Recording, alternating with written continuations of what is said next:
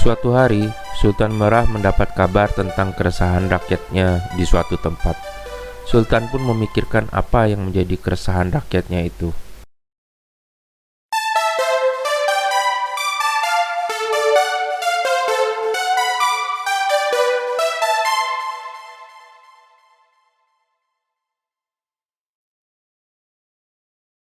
Lalu beliau mengunjungi tempat tersebut, yaitu sebuah desa di pinggiran Kutaraja, untuk mengetahui lebih lanjut keluhan rakyatnya. "Tuanku, banyak ternak kami raib saat berada di Bukit Lamyong," keluh seorang peternak. "Terkadang bukit itu menyebabkan gempa bumi sehingga sering terjadi longsor dan membahayakan orang yang kebetulan lewat di bawahnya," tambah yang lainnya. "Sejak kapan kejadian itu?" tanya Sultan Merah. "Sudah lama, tuanku, menjelang ayahanda tuanku mangkat," jelas yang lain. Sesampai di istana, Sultan memanggil sahabatnya Renggali, adik dari Raja Lingga Muda. "Dari dulu, aku heran dengan bukit di Lamyong itu," kata Sultan Merah. "Mengapa ada bukit memanjang di sana, padahal di sekitarnya rawa-rawa yang selalu berair?" sambung Sultan Merah.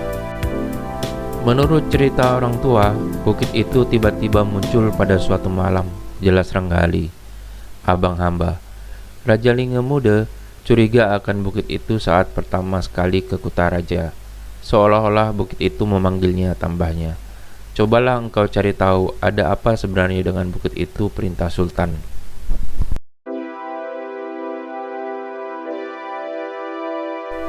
Maka berangkatlah Renggali menuju bukit itu. Dia menelusuri bukit tersebut, melihat-lihat pemandangan di sekitar bukit, dari pinggiran pantai sampai dataran.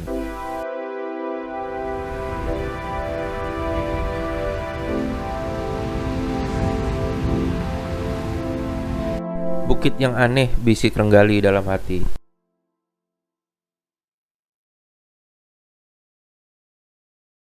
Kemudian dia mendaki bagian yang lebih tinggi dan berdiri di atasnya. Tiba-tiba, di bawah kakinya mengalir air yang hangat.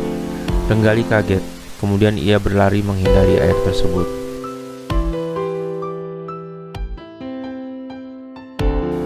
Ia melompat ke dataran bukit yang lebih rendah, namun air di atasnya semakin deras mengalir ke bawah. Renggali pun melihat sekitarnya. Ada apa gerangan? Renggali tampak bingung dengan situasi sekitar.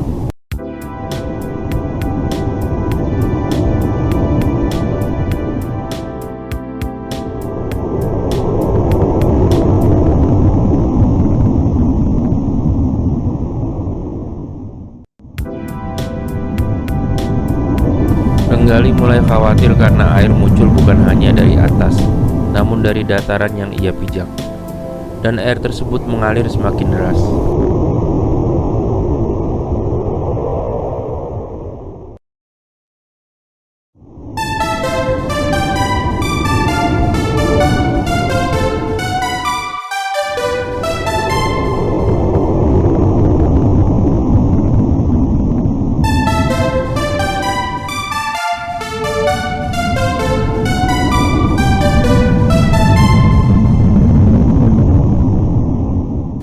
"Maafkan hamba, putra Raja Lingga," tiba-tiba bukit yang tadi dipijaknya bersuara.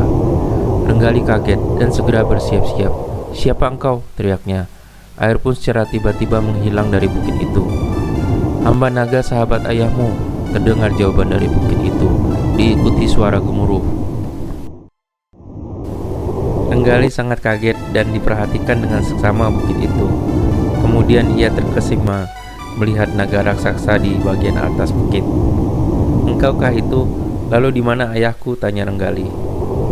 "Panggillah Sultan Alam, hamba akan buat pengakuan," naga tersebut berteriak sambil terisak. Renggali kemudian pergi dari tempat aneh tersebut. Sampai di istana, hari sudah gelap. Renggali menceritakan kejadian aneh tersebut kepada Sultan. "Itukah naga yang menghilang bersama ayahmu?" tanya Sultan Merah penasaran. "Mengapa dia ingin menemui ayahku? Apakah dia belum tahu Sultan sudah mangkat?" tambah Sultan Merah.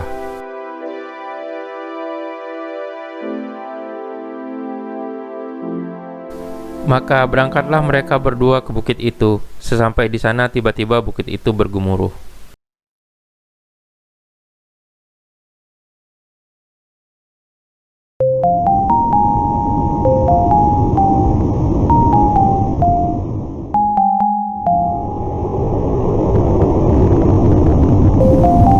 Sultan Alam tidak datang, suara dari bukit.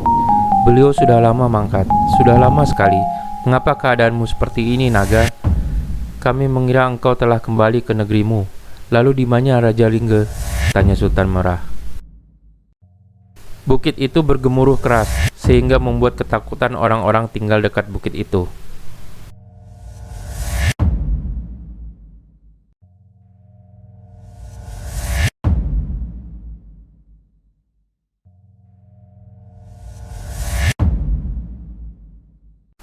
Hukumlah hamba, Sultan Merah, pinta naga. Hamba sudah berkhianat. Hamba pantas dihukum, lanjutnya. Hamba sudah mencuri dan menghabiskan kerbau hadiah dari Tuan Tapa untuk Sultan Alam yang diamanahkan kepada kami. Dan hamba sudah membunuh Raja Lingga, jelasnya. Tubuh Renggali bergetar mendengar penjelasan naga. Bagaimana bisa kamu membunuh sahabatmu sendiri, tanya Renggali. Awalnya, hamba diperintah oleh Sultan Alam untuk mengantar hadiah berupa pedang kepada sahabat-sahabatnya.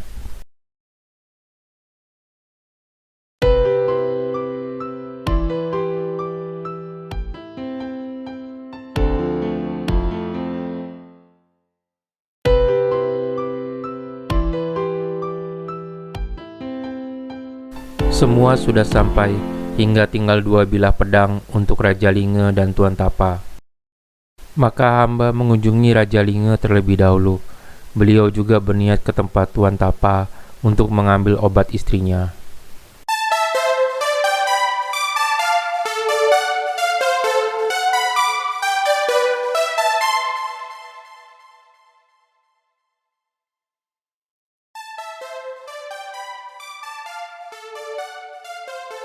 Sesampai di tempat Tuan Tapa menitipkan 6 ekor kerbau untuk Sultan Alam. Karena ada amanah dari Tuan Tapa, maka Raja Lingga memutuskan ikut mengantarkan ke Kutaraja. Karena itu kami kembali ke Lingga untuk mengantar obat istrinya. Namun di sepanjang jalan, hamba tergiur ingin menyantap daging kerbau tersebut. Maka hamba mencuri 2 ekor kerbau dan hamba menyantapnya. Raja Lingga panik dan mencari pencurinya. Lalu hamba memfitnah Kule, si Raja Harimau, sebagai pencurinya. Kemudian Raja Lingga membunuh Kule, si Raja Harimau.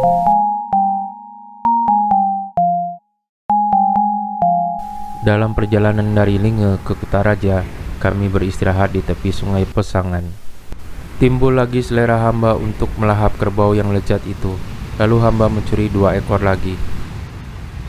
Raja Lingga marah besar, lalu hamba memfitnah Biyi, si Raja Buaya, sebagai pencurinya.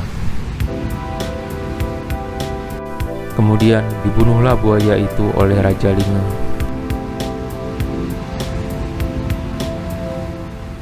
Saat akan masuk Kutaraja, Raja Lingga membersihkan diri dan bersalin pakaian di tepi sungai.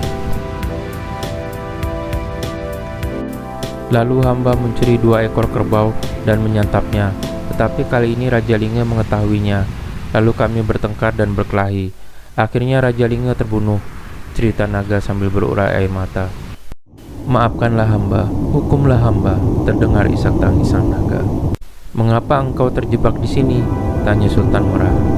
Raja Lingga menusukkan pedangnya ke bagian tubuh hamba, sehingga lumpuhlah tubuh hamba, kemudian terjatuh dan menindihnya.